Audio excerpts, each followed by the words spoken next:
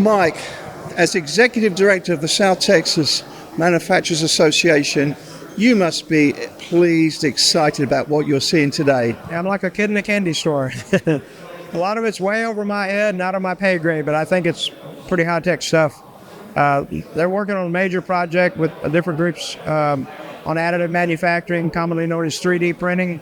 So they got machinery here that can print metal, plastic, whatever. You're obviously connected to the other associations around the state. Yes. Any idea how unique this facility is? Is this commonplace, maybe in the big metro areas, to have an advanced manufacturing facility of this caliber? I don't think it is. I'm not an expert at that, but I know this was one of the few manufacturing engineering programs, if not the only one in the state, actually focused completely on manufacturing at the university here, with actual manufacturing engineering degrees. I'm sure A&M and some of the other schools have some facilities and all of that, but this is state of the art, no question. So we interviewed Dr. Can, and he said it's not, Can Sagan, and he said this is not simply about research for the faculty and the students. This is very much, he's got the private sector in mind.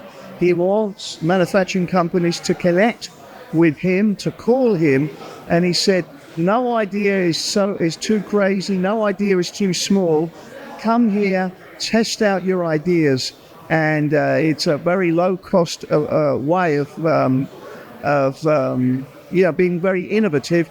If it costs too much to produce something and you're not sure whether it'll stand the test of time within the market. So he really wants the private sector to connect. Correct. So, one of the most expensive things that either inventors or companies do is trying to prototype new models and new ideas. So additive manufacturing or 3D printing can do plastic or metal, a lot of different types of metals, design and prototype work to test things out at a low cost without having to buy molds and tools and dies and all that sort of thing. But it's the private industry partnership is critical with the research. It's great to do research, but you need industry partners. So, for example, the additive manufacturing grant they have, we've connected them with 3 or 4 metal foundries in the region to have them get involved, because they're looking at the possibility of learning how to replace foundries, at least on some things, with 3D printing, so you don't have the heat and melted metal and all of that for people to deal with.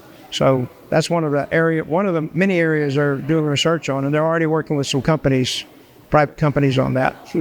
In the presentation today, I was struck by some of the remarks made by Ron Garza, Vice President here at UTRGV, when he said he did some research, and an important world body is saying that manufacturing is at a pivotal moment. If communities don't embrace the change and get involved now, they're going to be left by the wayside. I need to research that myself to find out where he got that data, that information. But have you got any thoughts on those remarks that he made? Sure. In my opinion, the manufacturing that's going to survive for the long term in the United States is going to be highly more technical, more automated, more robotics, more automation. It's moving in that direction steadily. The industry is always innovating. It's been innovating since the 70s when I first started working in it. But I think to be competitive with China and even Mexico, the advantage they have traditionally has been labor costs, right?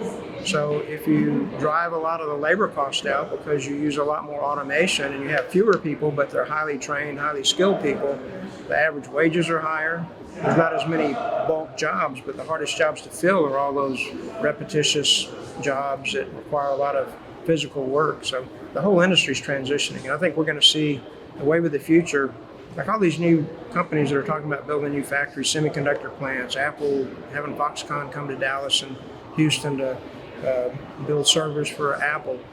Those aren't people standing around, thousands of people screwing little screws in holes. That's automation. And those are the types of jobs we're going to see going forward, I think.